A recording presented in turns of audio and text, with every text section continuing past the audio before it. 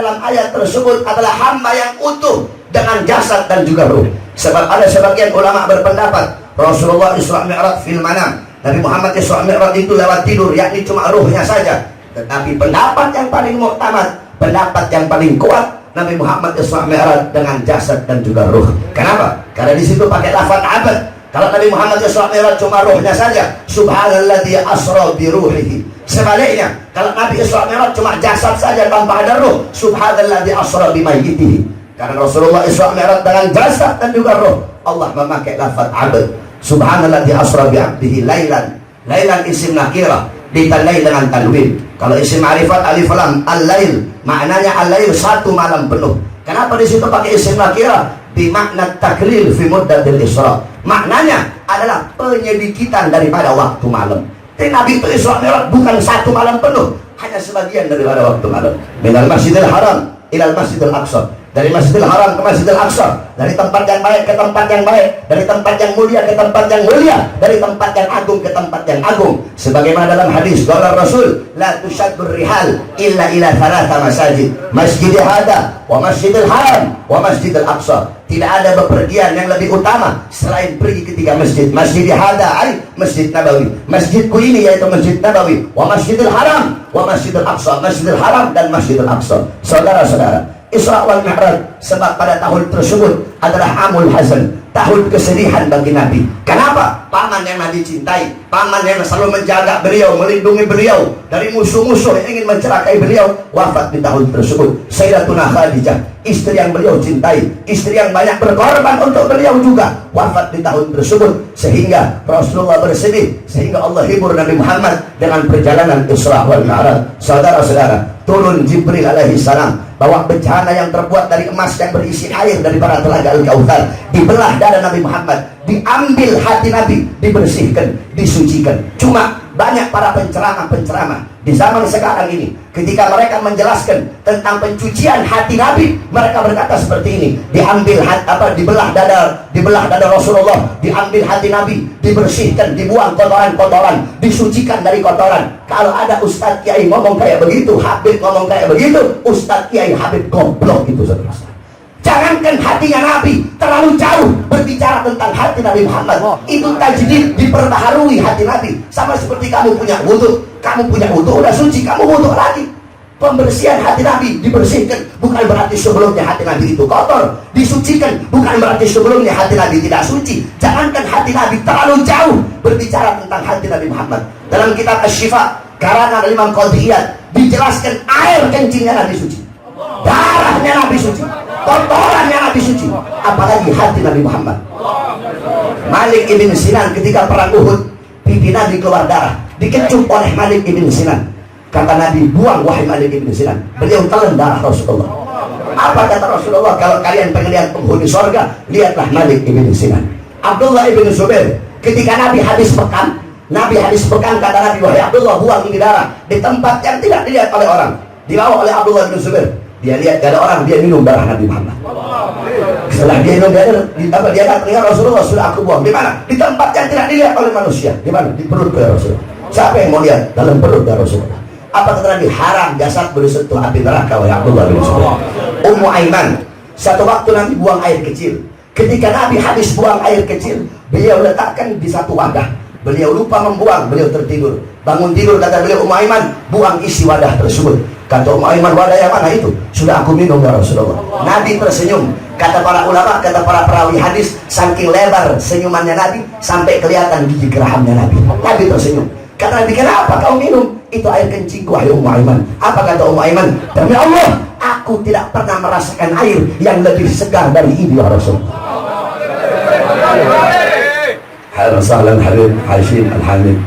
Nah, jikalau darah Nabi saja suci, air kencing Nabi saja suci, kotoran Nabi saja suci, apalagi hati baginda Nabi besar Muhammad sallallahu alaihi wasallam. Oleh karena itu kita harus punya akhlak, harus punya adab kepada baginda Nabi besar Muhammad sallallahu alaihi wasallam. Saudara-saudara, intisari daripada Isra wal Mi'raj, Nabi Muhammad diundang oleh Allah untuk menerima satu perintah yang mulia. Satu perintah yang agung, yang dimana ketika Allah memerintahkan perintah-perintah yang lain, Allah perintahkan puasa cukup melalui Quran, Allah perintahkan salawat cukup melalui Quran, Allah perintahkan haji cukup melalui Quran, Allah perintahkan jihad cukup melalui Quran. Tapi ketika Allah perintahkan sholat, tidak cukup melalui Quran, Allah undang langsung Nabi untuk menerima perintah mulia tersebut. Karena begitu pentingnya sholat. Oleh karena itu, jaga kau punya sholat, perhatikan kau punya sholat. Saudara-saudara, sholat adalah penentu kebahagiaanmu dunia akhirat. Sholat adalah penentu beruntung atau tidaknya engkau dunia akhirat. Sholat adalah penentu apakah engkau akan mati husnul khatimah atau mati su'ul khatimah. Sholat adalah penentu kelak di yaumul ba'ats, di hari kebangkitan, apakah engkau dibangkitkan dalam keadaan baik atau engkau dibangkitkan dalam keadaan buruk. Sholat adalah penentu kelak di yaumul mizan, di hari pertimbangan, apakah timbanganmu berat sebelah kanan atau berat sebelah kiri. Sholat adalah penentu kelak di yaumul mahsyar, di padang mahsyar, apakah engkau akan tenggelam dalam lautan keringat atau engkau dinaungi dengan cahaya Allah. Sholat adalah penentu kelak di yaumul hisab, di hari perhitungan, apakah engkau akan menerima buku dari sebelah kanan atau dari sebelah kirimu. Sholat adalah penentu kelak di shiratal mustaqim, ketika engkau melewatinya terpeleset, tergelincir atau engkau selamat. Sholat penentu surga dan nerakamu. Sholat penentu seluruh amal ibadahmu. Kala Rasul, as-shalah rasul ibadah. Sholat kepalanya ibadah. Sholat intisari ibadah. Sholat adalah kepalanya ibadah. Baik buruknya amal ibadah kamu, bagus rusaknya amal ibadah kamu, tergantung kau punya sholat. Kau punya sholat bagus, kau punya sholat sempurna, sempurna bagus seluruh amal ibadah kamu. Oleh karena itu, jaga betul-betul kau punya sholat, jangan sampai terlambat apalagi meninggalkan sholat. Al-Imam Al-Qutub Al-Habib Umar Ibn Abdurrahman Al-Abbas, satu waktu anak beliau wafat. Ketika anak beliau wafat, datang orang-orang kampung takziah kepada beliau. Apa kata beliau? Sungguh bagi kalian musibah agama adalah musibah yang enteng. Maksudnya apa beliau? Bagi kalian musibah agama musibah yang enteng. Tahukah kalian bagiku terlambat sholat jamaah lebih musibah daripada kematian anakku sekarang ini. Kenapa? Karena kematian anakku musibah dunia, sedangkan terlambat sholat adalah musibah agama.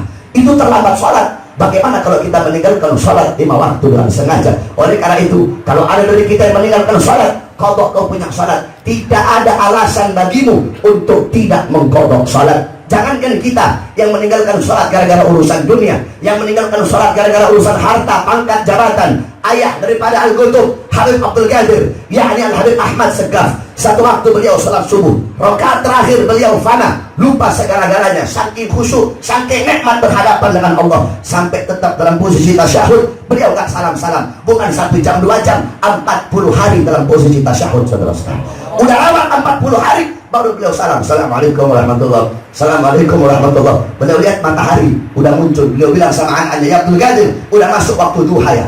Beliau nggak nyangka, beliau kira cuma lewat beberapa jam. Kata anaknya, Abah, bukan cuma masuk waktu duha, 40 hari Abah. Astagfirullah. Langsung beliau kodok salat selama 40 hari tersebut. Padahal ketinggalannya saking nikmat khusyuk berhubungan dengan Allah. Kita siapa saudara-saudara? Oleh karena itu, jaga kau punya salat, perhatikan kau punya salat. Saudara-saudara sekalian, wasiat saya yang terakhir, jangan kau jauh dari ulama, jangan kau jauh dari para habaib, jangan engkau jauh dari para kiai. Qala Imam Malik, muhibbal qaum yalhaq bil jamaah. Pecinta suatu kaum akan berkumpul bersama orang yang ia cintai. Qala Rasul, al-mar'u ma'a man ahab, anta ma'a man ahbabta. Seseorang akan berkumpul bersama orang yang ia cintai, engkau berkumpul bersama orang yang engkau cintai. Qala Nabi, man tashabbaha bi qaumin fa huwa minhum. Barang siapa yang mengikuti suatu kaum, maka dia sama dengan kaum tersebut. Ikuti para ulama, ikuti para habaib, ikuti para kiai. Qala Habib Ali bin Muhammad Al-Habsyi, fasa' fi mas'au washrab ma'al qawm mahum ala yahbuk rabbak mithla ma qadhabahum. Ikuti para ulama, ikuti para as-salafun as-salih. Jangan engkau melenceng dari jalan beliau. Ikuti terus, ambil amalan-amalan mereka. Walaupun saya dan kalian, kita tidak bisa mengikuti sepenuhnya amalan para as-salafun as-salih. Siapa yang bisa mengikuti sepenuhnya amalan beliau-beliau? Kamu bisa ngikut amalannya Muqaddam Fani Habib Rahman Segaf, umur 7 tahun mengkhatamkan Quran dalam 1 rakaat salatnya. Bisa kamu ikuti beliau. La yanam la lailan wa la naharan salata wa salatina sanatan, 33 tahun tidak tidur, tidak siang hari, tidak malam hari. Ditanya, ya Habib, kenapa kau tidak tidur? Apa jawab beliau? Bagaimana saya bisa tidur? Melihat ke kanan surga, melihat ke kiri neraka. Dalam riwayat, melihat ke atas arasnya Allah Subhanahu wa ta'ala. Bisa kau ikuti amalan Habib Muhammad bin Ali Maula Aidid, bainal maghrib wal isya yaqra 3,000 marrah min surat Al-Ikhlas. Habib Muhammad bin Ali Maula Aidid setiap antara waktu dan maghrib Beliau setiap antara waktu maghrib dan isya, beliau habiskan membaca surat Al-Ikhlas 3.000 kali. Bisa kamu ikuti amalan Habib Abdullah bin Husain bin Tahir, setiap hari la ilaha illallah 25.000 kali. Ya Allah 25.000 kali. Salawat kepada Nabi 25.000 kali. Bisa kamu ikuti amalan Habib Abu Bakar bin Abdullah Attas, 1 kali duduk baca Yasin 90.000 kali. Bisa engkau ikuti amalan Fakhrul Wujud Syekh Abu Bakar bin Salim, 40 tahun sholat subuh pakai wudu isya, saudara-saudara. Bisa kamu ikuti amalan Imam Muhammad Maulana Dawilah, 15 tahun sholat subuh pakai wudu isya. Bisa kamu ikuti amalan Habib Umar bin Zaid bin Smith, 16 tahun tidak pernah meletakkan punggungnya di satu benda apapun, tidak pernah tidur. Cucuknya si Bahar tukang tidur, saudara-saudara. Wa kaifa la tafakhar bi ajdadina, kita membanggakan datuk-datuknya kita. Anak cucuknya wali, anak cucuknya fulan. Iya, kau punya kakek ulama, wa anta minal juhala. Engkau dah bodoh. Ajdadukum minas sholihin wa antum minal fasikin. Kau punya anjing orang soleh, kaunya fasik, kaunya mabuk, kaunya narkoba, kaunya melacur. Ikuti jalan mereka. Jangan, tidak ada jalan yang lebih cepat membawa engkau kepada pelukan Allah, yang tidak ada jalan lebih cepat membawa engkau kepada rahmat Allah selain daripada thariqah para aslafun saleh. Jangan engkau mengikuti mereka. Apa kata Habib Ali? Allah akan mencintai kamu sebagaimana Allah mencintai mereka. Allah menganugerahkan kepada kamu apa-apa yang Allah anugerahkan kepada mereka. Mereka Allah kasih rahmat, kamu ikut mereka, kamu Allah kasih rahmat. Allah cinta mereka, Allah cinta kamu. Doa Imam Ghazali, mahbubal mahbub mahbub wa muhibbal mahbub mahbub. Orang-orang yang dicintai, orang-orang yang dicintai oleh Allah, orang itu akan dicintai oleh Allah. Orang-orang yang mencintai orang-orang yang dicintai oleh Allah, orang itu pun akan dicintai oleh Allah. Mereka Allah kasih keramat, kamu ikut mereka, kamu dikasih keramat oleh Allah Subhanahu wa taala. Satu contoh, kami punya guru di Sulawesi, Al Habib Aidrus bin Salim Al-Jufri. Beliau adalah guru tua. Saya belum mondok di Al-Khairat. Habis saya mondok di Al-Khairat, baru saya pindah ke Darul Khawat Dakwah. Beliau, zaman beliau punya murid namanya Haji Amin. Ini Haji Amin murid sangat cinta sama beliau. Al-Khairat itu dari kayu. Habib Idrus kantornya di bawah. Ini Haji Amin di barang santri di atas. Kalau Habib Idrus panggil Amin, dia nggak turun lewat tangga, saudara-saudara. Dia loncat dari atas ke bawah. Kenapa? Tidak mau buat gurunya nunggu terlalu lama. Satu waktu diajak sama Habib Idrus, ayo Amin ikut saya dakwah keliling lewat laut. Di tengah laut Imam Habib Idrus jatuh. Ketika Imam Habib Idrus jatuh, saudara-saudara, ini Amin tak pakai disuruh, langsung dia loncat, dia ambil Imam Habib Idrus, dia kasih balik lagi ke perahu. Ketika dia naik ke perahu, semua orang yang ada di perahu kaget lihat dia. Kenapa? Tidak ada satu titik pun basah.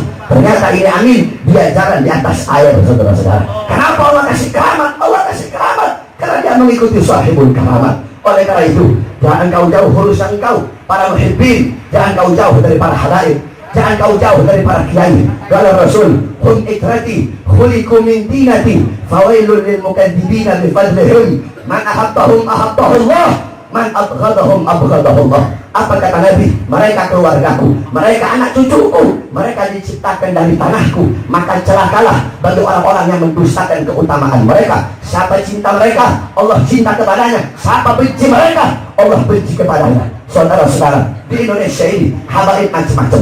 Ada habib yang lembut, ada habib yang tegas. Dua-duanya mencerminkan kepribadian datuknya baginda Nabi Muhammad. Ada habib yang tegas, guru saya, guru kita, Habib Muhammad Rizik bin Husain bin Syihab, dengan ketegasan beliau melawan mungkarat, maksiat, dalalat, sayyiat. Di sisi lain ada Habib Jindan, ada Habib Lutfi bin Yahya, ada almarhum Habib Munsir bin Fuad Al-Musawa. Dua-duanya yang tegas yang lembut mencerminkan kepribadian datuknya baginda Nabi Muhammad sallallahu alaihi wasallam. Oleh karenanya 5 tambah 5 10, 7 tambah 3 10, 8 tambah 2 10, 9 tambah 1 10, hasilnya sama, cuma cara pembagian yang berbeda. Begitu juga para habaib. Jikalau habaib-habaib yang lembut mengajarkan kita taat, mengajarkan kita patuh, mengajarkan kita tunduk kepada Allah Subhanahu wa taala, maka para habaib yang tegas mengajarkan kita berani berjuang di jalan Allah, berani menampakkan darah mati syahid di jalan Allah Subhanahu wa taala. Sebab kenapa? Banyak yang sekarang ini minna dari kalangan kita para habaib. Habib Rizik yukhalif al-adah alawi. Ini Habib Rizik berlainan dari thariqah Ba'alawi. Demi Allah, tidak satu senti pun jalan beliau melenceng dari thariqah Ba'alawi. Di jalan yang beliau bawa, di jalan itu datuk-datuknya kita para habaib dibunuh. Di jalan itu Imam Ali dicaci maki di mimbar-mimbar. Di jalan itu Sayyidina Husain dipenggal. Di jalan itu Imam Ali Zainal Abidin dipenjara. Di jalan itu Habib Salim bin Ahmad bin Jindan dipenjara.